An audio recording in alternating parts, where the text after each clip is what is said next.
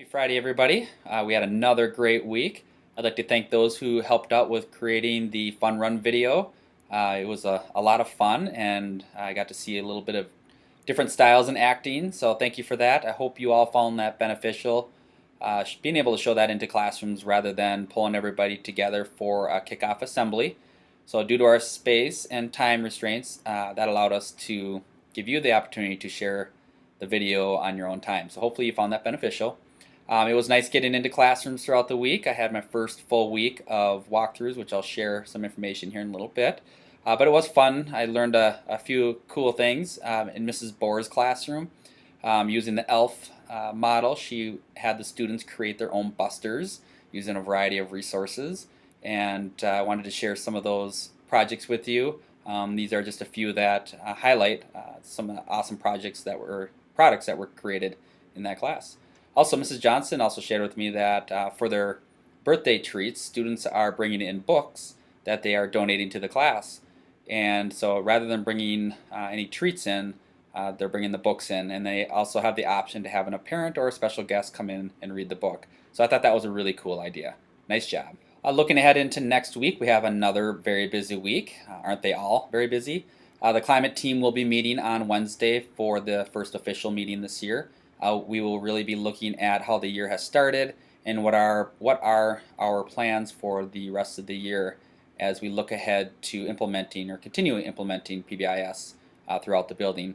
Some of the focus areas that we'll be looking at are creating videos, minute clips that you can share with your students throughout the year to help teach our matrix and reinforce our expectations, along with some other pretty critical components of PBIS that help our building continue to do the good work that's happening here.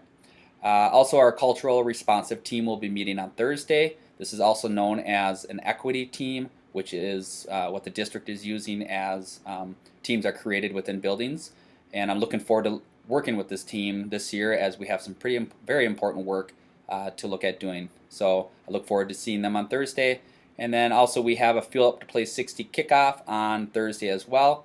And this will really only be for grades 4 through 6. They'll be the ones that will attend the kickoff. Again, due to space and timing, we decided just to keep it 4th through 6th.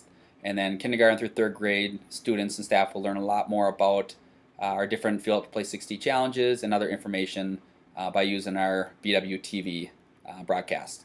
So looking forward to that kickoff and to a great year of challenging students to be physically active and making healthy choices. Well, it was a pleasure to be able to get into almost every single classroom this week during some walkthroughs. Spent just a couple minutes as I walked into each room just to kind of get a good feel on what was happening. And I'd like to share some of the graphs that are created through these walkthroughs that really are building-wide data. Again, just a reminder, I won't be sharing individual or individual grade level data during these walkthroughs, during these presentations, but more of a whole school climate on what we're seeing building-wide. So here's a couple charts to take a look at. The first one shows the subjects that were observed, and as expected, reading and math topped the charts. However, I was definitely able to see a few other curricular areas being covered, which was a lot of fun to see. The next graph shows which components of the workshop model were observed.